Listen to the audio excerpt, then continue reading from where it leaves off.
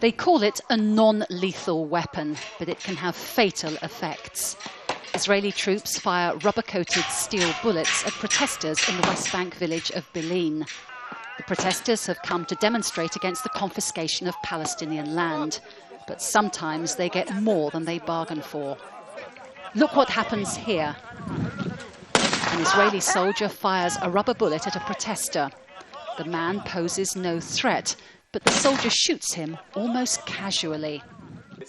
Awad Sroor has 2 rubber-coated bullets lodged in his head and 1 in his chest. Israeli forces broke into his house looking for his brother. Awad got in the way. He lost an eye and doctors will need to reconstruct his face bones using metal pins. A bullet like this size, and it contains inside it metal, and it can damage brain and damage the facial skeleton and skull. This is crowd control, Israeli style. In the village of Bil'in, troops use tear gas, stun grenades and rubber bullets. But beneath the rubber coating is solid steel that penetrates flesh and bone.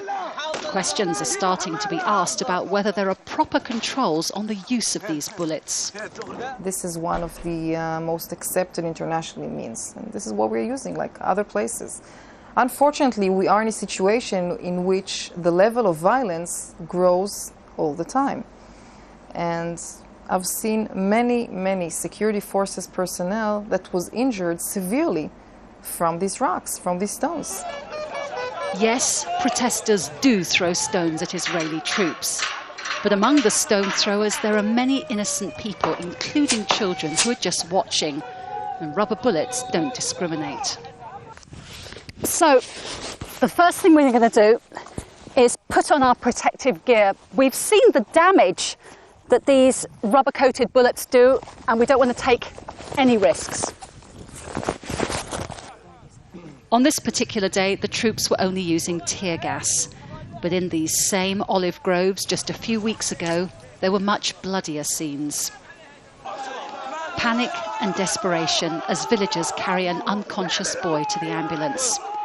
Little Ahmed's life is slipping away. A rubber-coated steel bullet has shattered his brain. By the time he gets to the hospital, he's dead. Israeli security forces recklessly use rubber-coated steel bullets in the West Bank. This has led to 21 deaths since the beginning of the Intifada of Palestinians killed by a type of ammunition which is supposed to be non-lethal. It's easy to fire off a rubber bullet or a tear gas canister. Indeed, why fire off one when you can fire off several? Israeli soldiers are rarely called to account for abuses. Recent court cases have handed out lenient sentences. It sends a worrying message that soldiers can kill or maim without facing the consequences. Jacky Rowland, Al Jazeera, at Bil'in in the West Bank.